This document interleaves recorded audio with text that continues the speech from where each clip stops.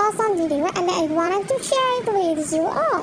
Don't forget to like and comment so others can see it too. And of course, feel free to subscribe. I would love to have you as our followers. So, let's start. ফার্স্টে আমি একটা শসা নিয়ে নিয়েছিলাম, সেটাকে ছাল বাকল তুলে নিছি খুব সুন্দর করে, যাতে আমার এটা কাটার জন্য কোনো ঝামেলা না হয়। তারপর আমি এটাকে একটু ভালোভাবে ওয়াশ করছি, যাতে একটু যে হাতের বা আশপাশের কোনো ময়লা টলা না থাকে। আর হ্যাঁ, অবশ্যই আমি হ্যান্ড ওয়াশ করে নিয়েছি, সব প্যারা নাই ব্যাকটেরিয়ার জন্য। তারপর আমি শসাগুলোকে কুচি করে নিয়েছিলাম। ম্যায়োনেজটা আগে করা ছিল বলতে আপু করে দিচ্ছিল। আর বাসাতে চিজ আর বাটারও ছিল, মুরগিটাও আপু করে দিচ্ছিল, ওইটাও আমার কিছু করতে হয় নাই।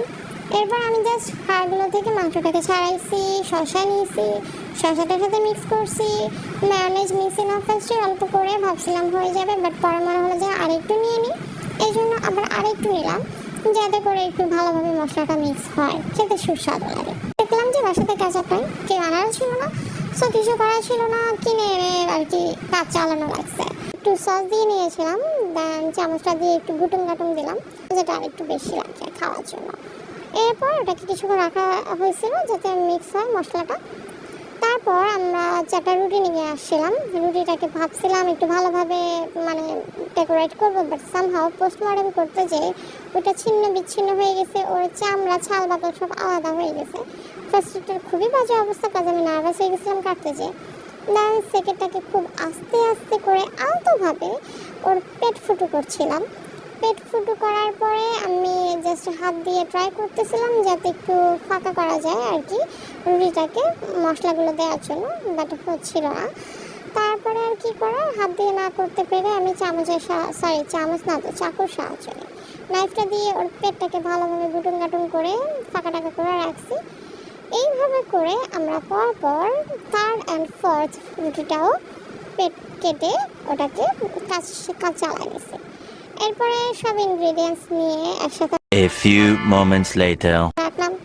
পরে দিয়ে মনে পড়লো যে আমি চুলাই তো জ্বালাইনি।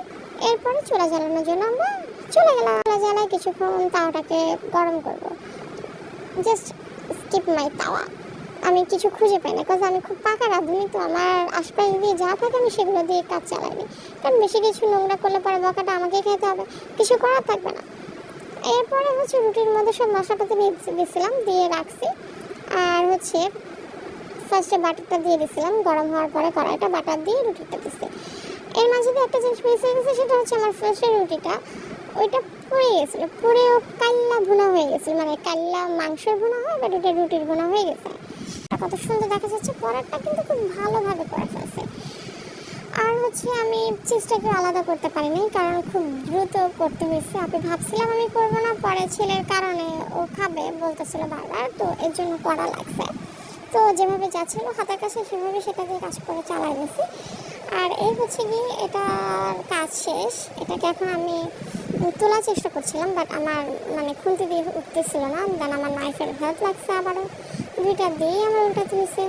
আমার সেই কালা ভুনা রুটি, এই ভুনা রুটিটা নিয়ে আমার ছেলে আমাকে খুবই পচাইছে, বাট ট্রাস্ট মি এইটা খাইতে খুবই মজা লাগছে। এটা টেস্ট খুব ভালো হয়েছে, কারণ পড়ে গেছিলো তো একটু কড়কড়া টাইপের ছিল, সো খারাপ লাগে।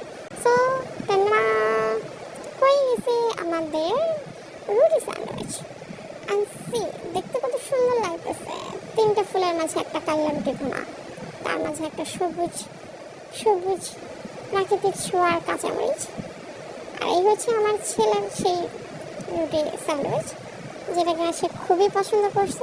ওকে, তাহলে আজকের মতো এই পর্যন্তই। ভালো থাকবেন সবাই, আল্লাহ হাফেজ, টেক কেয়ার, টাটা।